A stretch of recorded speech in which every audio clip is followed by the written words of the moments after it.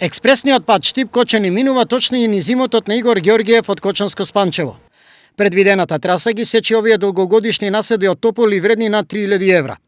Неминовноста од сечање Игор го потврди документот што го добило од јавното претпријатие за државни патишта. Со него требало да добие дозвола сам да ги исече, без притоа како што вели да добие надомес за трошоците и спомнатата нивна вредност.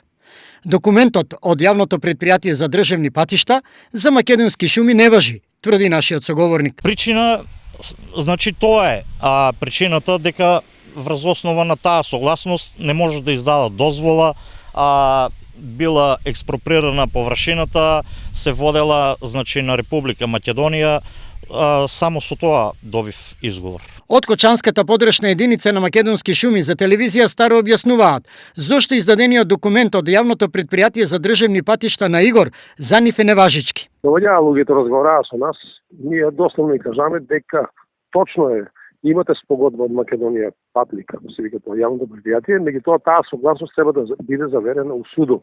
Значи судската заверена согласност дадена од страна на Македонија патли јавното претпријатие, значи ние ќе ја земеме у обзир и тоа ќе биде текот на работење на наше теренско после. Во меѓувреме, дел од експропријаната ораница на нашиот соговорник, механизацијата ја подготвуваше за идната планирана обиколница, што треба да биде лоцирана на ова место. Игор не се откажува лесно. Вели ќе го искористи секој детал од законската регулатива што може да му биде од полза. Уште се води во судска постапка, уште не е решен спорот. Ќе се обидеме и преку вас медиумите и преку јавното претпријатие да видиме што ќе се случи понатаму. Исто така апелираме до надлежните да се соочат со овој проблем. Освен Игоровите тополи, изградбата на експресниот пат проблеми им донесе на земјоделците од Балван, Овчеполието и селата што гравитираат во општина Чишиново-Облешево.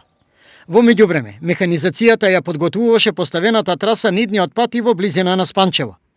Ќе има ли брза и пред се ефикасна административна интервенција е дилема, што ги мачи засегнатите земјоделци од овој дел од македонскиот исток.